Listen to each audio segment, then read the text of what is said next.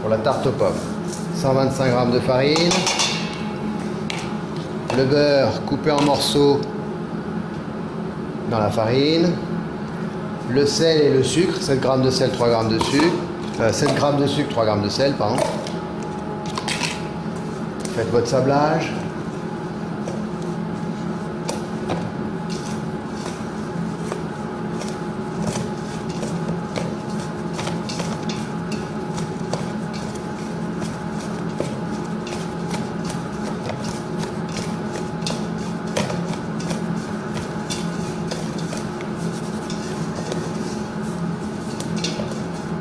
Vous rajoutez votre œuf,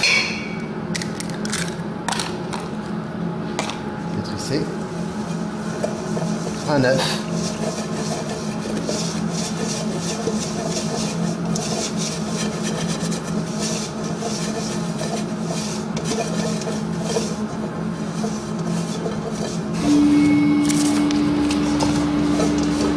on débarrasse sur la table, bassin bien propre. On se frotte un petit peu les mains comme ceci pour enlever la pâte qu'il y a sur les doigts. Ne colle pas trop. On rassemble tout ici devant soi. En récupérant bien toutes les miettes. Hein. La table doit rester sans miettes. Et vous phrasez, en écrasant bien la pâte devant soi une fois. Vous récupérez. Corne.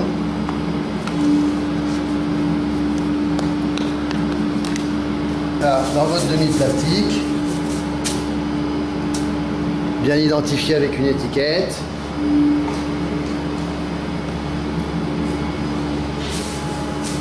Bien à plat pour que ça refroidisse rapidement. Et vous réservez ça sur une plaque dans le four réfrigéré.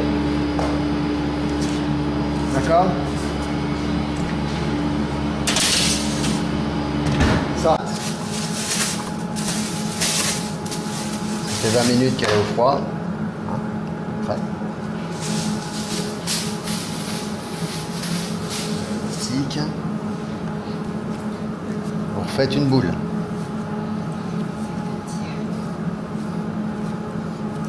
Voilà, bien lisse. Une fois que vous l'avez retravaillée et qu'elle est assez souple, qu'elle est bien homogène au niveau de la consistance, vous refaites une boule. Il faut, vous voyez, que le bord qu'il n'y ait pas de craquelure. Il faut que ce soit le plus lisse possible.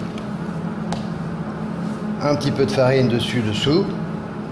Et vous essayez de faire une abaisse ronde et régulière, comme on a fait avec la pâte sucrée. Hein, vous allez voir, c'est facile. C'est plus facile qu'avec une pâte sucrée. Faites en sorte que ça colle jamais.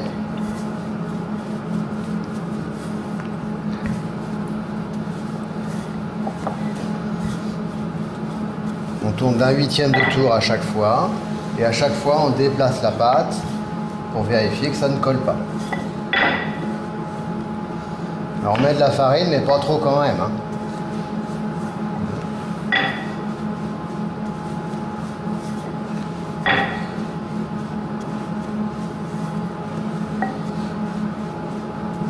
Vous essayez de faire le plus rond possible, juste à la bonne taille.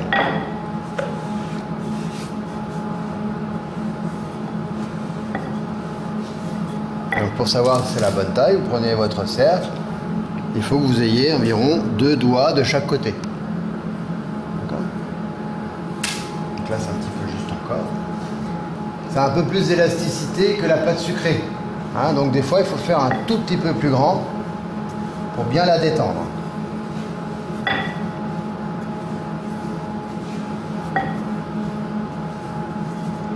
Voilà. Bien la détendre en la soulevant un petit peu comme ça pour qu'elle revienne. Et on vérifie une deuxième fois. Et normalement, c'est bon. Ok ? Vous récupérez votre pâte. Vous posez votre cercle. Et on retourne la pâte exactement comme la tarte aux poires. Comme tous les fonçages. Et puis là, vous allez récupérer la pâte avec vos doigts. Vous venez la poser et vous remontez sur le cercle. C'est la même technique.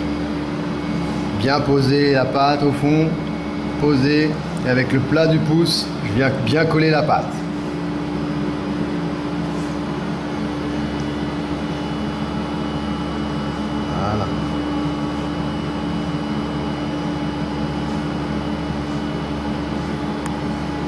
Avec le plat du pouce, toujours, on va venir finir de glisser la pâte au fond pour qu'on ait bien l'angle droit à l'intérieur. Bien partout.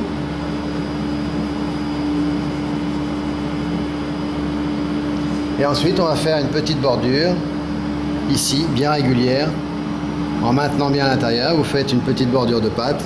J'écrase sur le cercle pour bien maintenir la bordure que je viens positionner.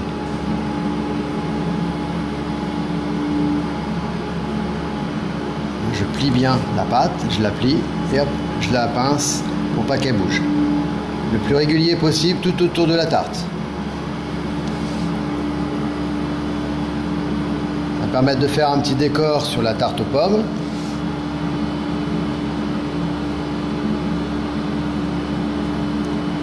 Et lorsque c'est fini, on doit avoir le moins de rognure possible, hein, pour être sûr d'avoir la bonne épaisseur de tarte.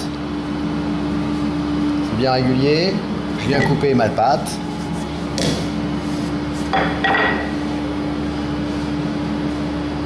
Et j'ai un minimum de rognure. Ouais.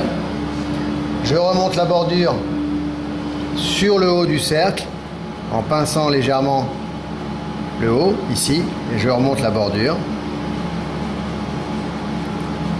J'appuie avec mon pouce pour remonter la bordure et là je viens pincer pour appuyer sur le cercle. Je vérifie que ce soit bien régulier au niveau de la bordure. Je peux refaire éventuellement bien net. Et je viens poser sur mon cercle. J'enlève la farine.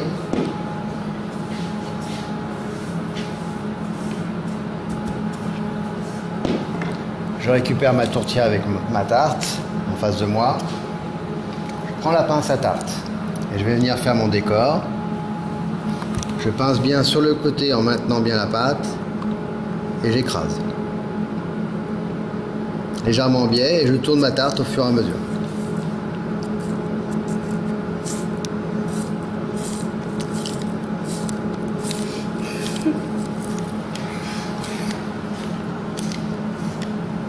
Régulier possible. Quand on est un petit peu habile, on peut essayer de repositionner, vous voyez, aussitôt le pinçage. Si on n'y arrive pas la première fois, on peut reprendre pour bien repositionner le pinçage une deuxième fois. Là, je repositionne de façon à ce que le pinçage soit bien à l'intérieur de la tarte. Il ne faut pas que ça déborde sur le dessus de la tarte. Il ne faut pas que ça aille vers l'extérieur. Ça aille vers l'intérieur. Toujours comme ceci. D'accord? Vous identifiez bien votre produit et vous réservez un petit peu au froid le temps de préparer les pommes et la compote. On avait quelle classe avec 2 Pro? 2 Pro B, oui.